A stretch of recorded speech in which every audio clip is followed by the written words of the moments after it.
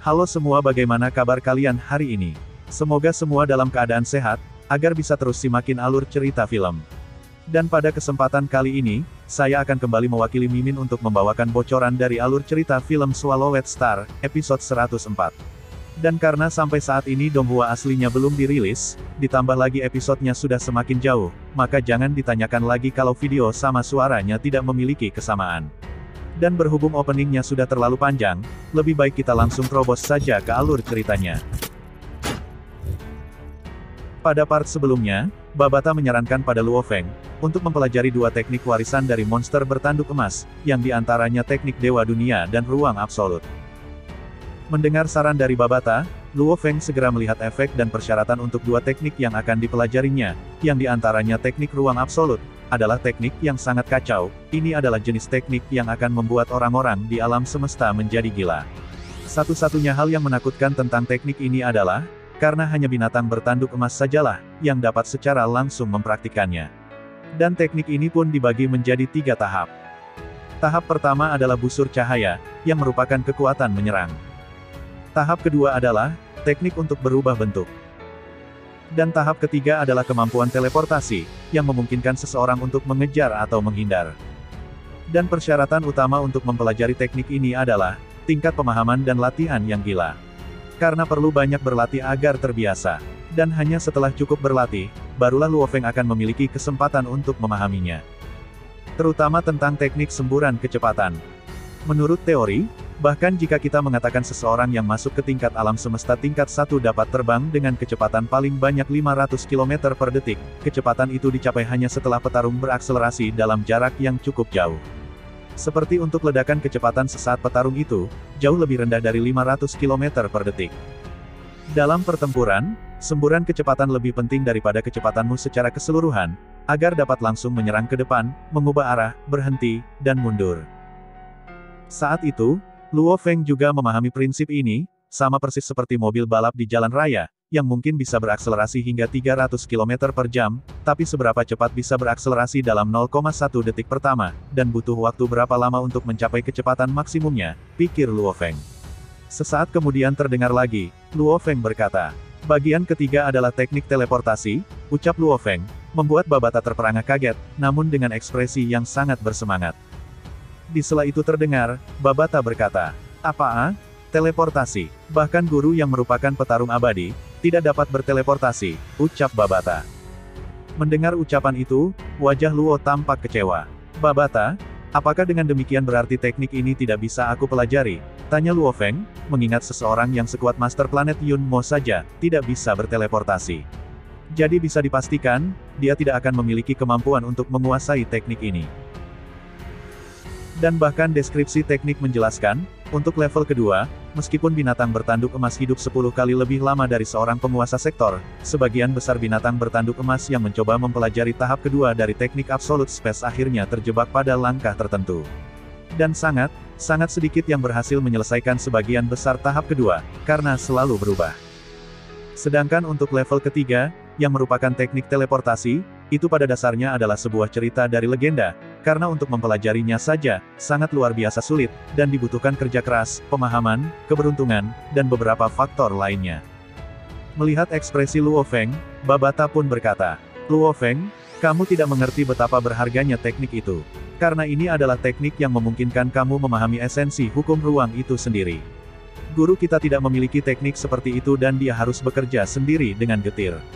Jika dia memiliki teknik ini, dia mungkin bisa mencapai teknik teleportasi yang luar biasa. Karena begitu seseorang memiliki kemampuan untuk berteleportasi, maka orang itu akan sangat sulit untuk dibunuh. Jika guru bisa berteleportasi, mungkin saat ini dia tidak akan mati," ucap Babata.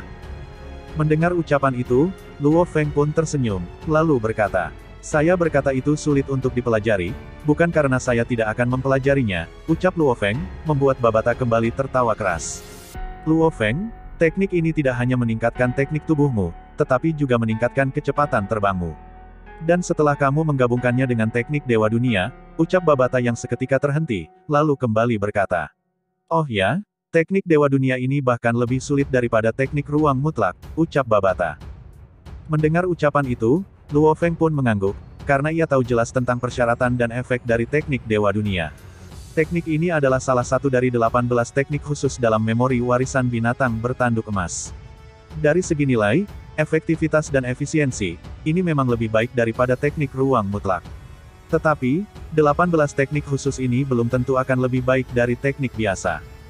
Satu-satunya hal yang istimewa namun cukup mengerikan dari 18 teknik ini adalah, betapa kerasnya metode pelatihan dari 18 teknik khusus ini, yang juga memiliki beberapa persyaratan. 1. Ada persyaratan pelatihan yang sangat rumit. Jika tidak memenuhi beberapa persyaratan, tidak peduli seberapa banyak kerja keras yang dilakukan, tidak akan berhasil mempelajari teknik ini. Syarat kedua, ada jalan pintas. Tetapi persyaratan untuk pintasan ini sangat ketat. Syarat ketiga, hanya binatang bertanduk emas yang bisa mempelajarinya. Sementara 3199 teknik reguler diciptakan oleh generasi binatang bertanduk emas atau terinspirasi oleh teknik manusia, robot, dan sejumlah besar spesies lainnya. Namun lagi-lagi hanya binatang bertanduk emas yang dapat mempelajari teknik ini, tetapi tekniknya sendiri berasal dari ras lain. Dengan kata lain, ada ras tertentu juga yang memiliki teknik serupa. Meskipun mereka mungkin berbeda dalam beberapa hal, namun perbedaannya pasti tidak akan terlalu besar. Sedangkan 18 teknik khusus, itu murni untuk binatang bertanduk emas. Bahkan jika disebarkan pada ras lain, mereka tidak akan bisa mempelajarinya. Apalagi teknik Dewa Dunia sendiri dibagi menjadi 3 tahap. Tahap pertama dihitung sebagai pemula. Tahap kedua dihitung sebagai lanjutan, dan tahap ketiga adalah akhir. Dan pada dasarnya, teknik Dewa Dunia adalah teknik khusus yang memungkinkan binatang bertanduk emas untuk mengubah ukuran tubuhnya. Mampu mengecilkan dan memperbesar, ini adalah kemampuan yang sangat menakutkan. Karena jika binatang bertanduk emas yang memiliki panjang 180 meter menyusutkan dirinya, tapi beratnya sendiri tidak akan berubah, dengan ini berarti kepadatan tulang, otot, cakar, tanduk, dan bagian tubuhnya menjadi padat dan lebih tajam. Dan tentu saja, ia akan semakin tangguh. Mungkin jika dicontohkan akan seperti ini. Jika pukulan dengan kekuatan 100 kg dibandingkan dengan jarum penusuk dengan kekuatan yang sama, maka perbedaan dampak kerusakannya akan sangat jauh berbeda. Dengan kata lain, setelah menyusut, cakar binatang bertanduk emas menjadi lebih mengerikan, dan kekuatan menusuk tanduknya menjadi lebih mengejutkan. Namun jika dia menjadi lebih besar, maka tidak akan meningkatkan kemampuan bertarung, tapi peningkatan akan lebih terfokus pada kecepatannya. Karena jika seorang raksasa setinggi 10.000 meter secara acak mengambil langkah, maka tidak peduli seberapa keras manusia biasa dengan kekuatan yang setara mencoba untuk mengejar, dia tidak akan bisa mengejar.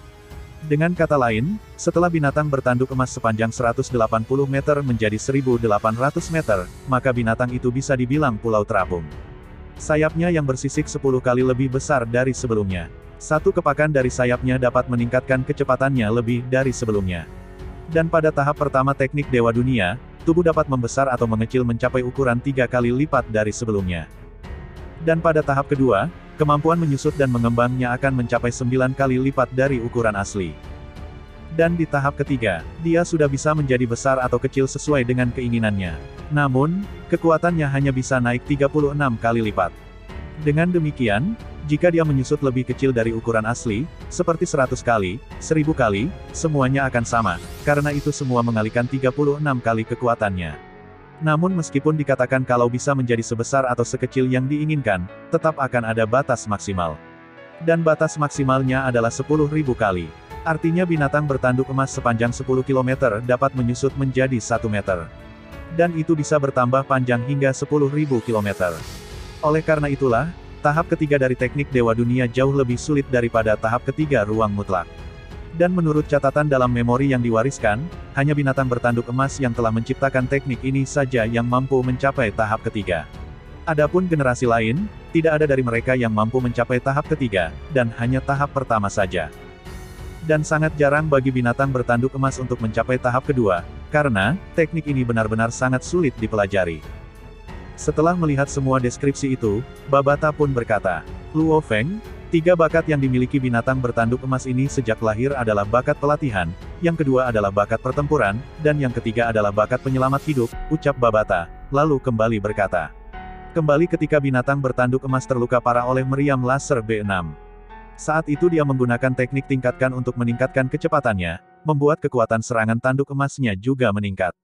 Dengan bakat seperti ini sejak lahir, efektivitasnya tidak akan berubah. Jika bakatnya yang meningkat dikombinasikan dengan penyusutan dari teknik Dewa Dunia, dapat menyebabkan kemampuan bertempurnya diperkuat beberapa kali. Dan jika bakat peningkatannya dikombinasikan dengan pembesaran dari teknik Dewa Dunia, maka dapat menyebabkan kecepatannya ditingkatkan berkali-kali, ucap Babata, lalu kembali melanjutkan perkataannya. Dan teknik ruang mutlak sendiri adalah teknik menghindar dan lari. Pada awalnya teknik ini hanya membantu kemampuannya dalam menghindar. Namun, setelah memahami tentang hukum ruang, otomatis itu sendiri akan meningkat. Selama terus belajar, kecepatan terbang akan semakin meningkat. Proyektil yang diluncurkan dari tanduk emas juga akan meningkat kekuatannya. Jadi dengan mengasah talent, maka kedua teknik ini bisa saling membantu, sehingga bisa memaksimalkan efeknya, ujar Babata. Mendengar ucapan itu, Luo Feng pun berkata, memang benar, tapi itu kedua teknik ini sangat sulit dipelajari. Teknik ruang mutlak, meskipun itu sulit, namun masih dapat dipelajari, mengingat banyaknya binatang bertanduk emas di masa lalu, yang mampu memasuki tahap kedua. Tapi untuk teknik Dewa Dunia, itu tidaklah mudah, mengingat di masa lalu, banyak binatang bertanduk emas terjebak di tahap pertama teknik ini. Untung saja jumlah mereka sangat sedikit. Jika jumlah mereka seperti jumlah monster pada umumnya, maka bisa dipastikan seluruh alam semesta akan kacau. Mendengar ucapan itu, Babata pun berkata, Luo Feng, kamu adalah manusia yang sangat berbakat, jadi untuk menghindari masalah yang tidak diinginkan, saya akan menanamkan segel jiwa ke dalam jiwamu. Suatu saat jika kekuatan hidupmu melemah, aku akan mengubahmu menjadi pelayan yang sangat setia. Tidak peduli seberapa berbakatnya kamu hanya akan menjadi pelayan dan pengawal saya, ucap Babata, yang membuat Luo Feng terperangah kaget. Melihat ekspresi Luo Feng, Babata pun berkata, Luo Feng, kamu tidak bisa meremehkan petarung yang kuat. Walaupun 3 kemampuan binatang bertanduk emas dapat menyelamatkanmu, namun masih ada binatang dalam 12 garis keturunan, yang bakat alaminya belum aku ketahui, dan aku melakukan semua ini untuk kebaikanmu juga, agar di kemudian hari, jika menemukan lawan yang tidak bisa kamu hadapi, kamu tidak akan bisa bertindak bodoh lagi, ucap Babata, lalu kembali berkata. Mungkin saat ini kamu sangat beruntung, karena bisa selamat dari krisis pertempuran dengan binatang bertanduk emas. Namun, keberuntungan tidak akan selalu ada, jadi aku melakukan hal ini hanya untuk berjaga-jaga, ucap Babata. Singkat waktu, setelah proses penanaman segel jiwa selesai, Babata pun berkata, Luo Feng, apakah kamu yakin akan kembali ke tubuh pertamamu? Tanya Babata. Mendengar ucapan itu, Luo Feng pun berkata, saya yakin, karena tubuh pertamaku adalah manusia bumi, jadi aku akan menggunakan tubuhku sendiri, sahut Luo Feng. Mendengar ucapan itu, Babata pun berkata, sebenarnya, itu adalah hal yang mudah, karena kita hanya perlu mendapatkan sehelai rambut untuk digunakan. Tapi alangkah baiknya, memakai sumber DNA dari ras manusia yang kuat, seperti orang-orang Manka. Dengan beberapa penanganan khusus mereka dapat dibuat agar terlihat seperti dirimu yang dulu, ucap Babata. Di sela itu terdengar lagi, Babata berkata, untung saja sebelumnya, binatang bertanduk emas belum berpikir bahwa manusia dan makhluk bumi tidak akan dapat mengalahkannya. Oleh karena itu, ia belum mulai memelihara apapun di dalam dunia internalnya, jadi ini adalah kesempatan untukmu, untuk membangun kembali tubuh manusiamu, ucap Babata. Mendengar ucapan itu, Luo Feng yang ingin segera kembali ke tubuh manusianya pun, langsung memulai proses pembuatan tubuh barunya. Terlihat saat itu, di dalam tubuh binatang bertanduk emas, sebuah bola kristal dengan diameter lebih dari 20 cm, diisi dengan ukiran emas kompleks yang tak terhitung jumlahnya, tampak mengeluarkan cahaya keemasan. Bola kristal ini juga dikenal sebagai inti luar angkasa, inti dunia, inti roh. Inti ini berisi keberadaan dari binatang bertanduk emas. Bahkan jika kepalanya diledakkan, tubuhnya hancur, selama inti dan rohnya baik-baik saja, dia tidak akan mati. Di dalam inti kehidupan itu, terus mengeluarkan pancaran cahaya menyilaukan, yang dengan lembut berputar. Semua ini dibentuk dari 2 jejak jiwa yang diterima Luo Feng dari gurunya dan jiwa binatang bertanduk emas yang telah disatukan. Dengan ini berarti, level pembaca roh Luo Feng telah mencapai level bintang tingkat 1. Adapun kekuatan asli binatang bertanduk emas, semua berkumpul di satu tanduk emas yang ada di dahinya. Tanduk emas ini adalah bagian yang paling kokoh dari binatang bertanduk emas, itu juga tempat kekuatannya disimpan. Itulah mengapa, ketika teknik alaminya dilepaskan, tanduk emasnya menjadi yang pertama menyala. Sementara di dunia internal Luo Feng, ia bisa merasakan, setelah jiwanya menyatu 100% dengan tubuh barunya, di dalam ruang yang luas di dalam inti kehidupan, sepertinya ada koneksi tak berbentuk yang bergabung dengan dunia lain yang luas. Jika diperkirakan, memiliki luas sekitar 10 km persegi, dan di udara di daerah itu terdapat kabut emas yang tak berujung. Sementara tanahnya sendiri berwarna keemasan, ada juga bukit dan gunung yang semuanya terbuat dari logam. Melihat dunia logam itu, Luo Feng pun berkata, "Babata, lepaskan tubuhku yang sebelumnya," ucap Luo Feng, yang langsung dilakukan oleh Babata. Tak berapa lama kemudian terlihat, di salah satu bukit di tanah logam itu, sesosok tubuh muncul di udara, dan itu adalah tubuh Luo Feng, yang masih menjadi seorang penjelajah bintang level 3, yang tampak kaku dan dingin. Adapun barang-barang di tubuhnya seperti pohon anggur kontak awan, karena tidak dapat memasuki ruang penyimpanan, semuanya telah dilepaskan di dunia luar. Sesaat kemudian, Luo Feng mulai menggunakan kemampuan alami dari binatang bertanduk emas, membuat seluruh dataran logam mulai bergetar, diikuti dengan tubuh lama Luo Feng mulai digerakkan oleh energi tak berbentuk, melayang tinggi di langit dunia logam. Ini adalah langkah yang hanya bisa dilakukan binatang bertanduk emas, yang dapat dilakukan sebanyak 3 kali dalam hidupnya. Dan hanya ketika dunia internalnya telah mencapai tingkat semesta, barulah dia dapat melakukannya untuk kedua kalinya. Sekarang, Luo Feng telah menggunakan kemampuan alami dari binatang bertanduk emas, untuk menghidupkan kembali tubuh manusianya. Terlihat saat itu, apa yang awalnya berada di atas langit benua logam, kabut emas dalam jumlah besar mengalir deras ke tengah, membentuk sisa-sisa genetik dari tubuh Luo Feng yang menguap menjadi telur emas bundar. Sejak Luo Feng mengetahui kemampuan alami dari binatang bertanduk emas, ditambah dengan informasi mengenai keahliannya, dia mengetahui tentang jumlah waktu yang dibutuhkan untuk melahirkan kembali tubuh aslinya, yang secara langsung terkait dengan kekuatannya sendiri. Semakin kuat dunia internal, semakin cepat prosesnya. Dan semakin rendah tingkat sisa-sisa genetik, semakin mudah perawatannya. Dengan dunia internal tingkat 1 Luo Feng saat ini, kecepatan prosesnya pasti tidak akan cepat. Mengingat beberapa garis keturunan tingkat tinggi, ras yang kuat, bahkan mungkin membutuhkan beberapa ratus tahun hingga 1000 tahun untuk prosesnya, ucap Babata. Mendengar penjelasan itu, Luo Feng pun mengangguk tanda mengerti dengan yang dikatakan Babata. Ketika saat itu tiba, dia akan memiliki tubuh dengan kekuatan yang sama seperti sebelumnya, dengan susunan genetik 99% mirip dengan sebelumnya. Sementara di lokasi yang berbeda, tepatnya di ruang angkasa di alam semesta, bintang besar seperti bola api terus menyala, dan diikuti sebuah kapal alam semesta berwarna abu-abu terbang dengan cepat melewati asteroid dengan diameter 5 km. Di dalam sebuah ruang istirahat kapal, seorang pria parubaya yang tampan sedang duduk di kursi dengan mata tertutup, lampu komunikator arlojinya bersinar, jelas kesadaran kapten ini telah memasuki jaringan virtual alam semesta. Walaupun alam semesta sangat luas, namun, menggunakan jaringan virtual semesta, bahkan jika jaraknya puluhan juta, seseorang dapat bertemu dan berdiskusi di dalam jaringan virtual itu. Tak berapa lama kemudian, lampu komunikator mulai meredup, dan diikuti dengan pria parubaya tampan itu membuka matanya, lalu berkata, "Meskipun kita telah menghabiskan cukup banyak uang membeli peta bintang Bima Sakti, tapi itu semua adalah hal yang sepadan, karena distrik kosong ini ternyata memiliki 2 planet dengan kehidupan di dalamnya. Dan planet terdekat, dengan kecepatan cahaya yang lebih rendah dari kapal ini, membutuhkan 2 tahun 8 bulan untuk sampai ke sana. Sedangkan planet lain dengan kehidupan, masih sangat jauh, dan membutuhkan 136 tahun untuk sampai ke sana," ucap pria tampan itu dengan agak tidak puas. Karena meskipun hidupnya telah mencapai lebih dari 10.000 tahun, tapi menyia-nyiakan waktu hingga 100 tahun hanya untuk sebuah perjalanan, itu sungguh tidak sepadan. Namun, jika mendapatkan 2 planet dengan kehidupan, ini sudah seperti menabrak tambang emas. 2 tahun 8 bulan, mari berharap ada beberapa barang berharga di sana, dan kita juga bisa menjual penghuni planet itu ke pedagang budak, karena itu juga bisa memberi kita banyak uang. Jika tidak ada budak yang layak untuk dijual, maka kita bisa menjual seluruh planet itu, ucap si pria tampan itu dengan mata yang bersinar karena kegembiraan, karena planet dengan kehidupan itu sangat berharga.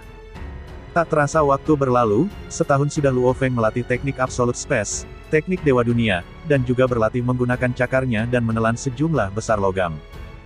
Sementara kapal pengintai yang terbang di alam semesta, dengan cepat menuju ke medan bintang bumi.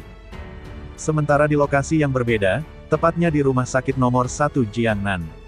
Terlihat saat itu, Su Xin yang telah dilarikan di rumah sakit tersebut, karena akan segera melahirkan anak Luo Feng. Di sela itu terdengar, seorang reporter berkata, "Sebagai istri dari pahlawan kebanggaan kami dari Yang Zhou, dari apa yang kami ketahui, bangsal yang dia tempati adalah bangsal paling mewah di rumah sakit, hanya biaya saja dari bangsal membutuhkan $2 juta huasia." Dan setiap bulan membutuhkan biaya hingga 12 juta dolar, itu belum menambahkan biaya dokter, staf dan lain-lain. Saya memperkirakan, biaya bangsal tempat tinggal Susin setiap bulan bernilai lebih dari puluhan juta. Menurut berita, Kepala Rumah Sakit Nomor 1 Jiangnan berkata, biaya rumah sakit istri Luo Feng telah diskon hingga 30%. Pemirsa yang terhormat, reporter kami telah mencapai Rumah Sakit Nomor 1 Jiangnan. Menurut berita, persalinan Susin mungkin terjadi dalam beberapa hari ke depan. Dan menurut sumber kami yang berhasil berbicara dengan dokter yang bertanggung jawab atas kasus tersebut, memperoleh informasi rahasia tentang Susin, yang ternyata memiliki anak kembar di perutnya. Berita sebelumnya tentang si kembar 3 hanyalah rumor, ucap si reporter. Singkat waktu 3 hari pun telah berlalu. Terlihat pagi itu, Susin didorong ke ruang bersalin.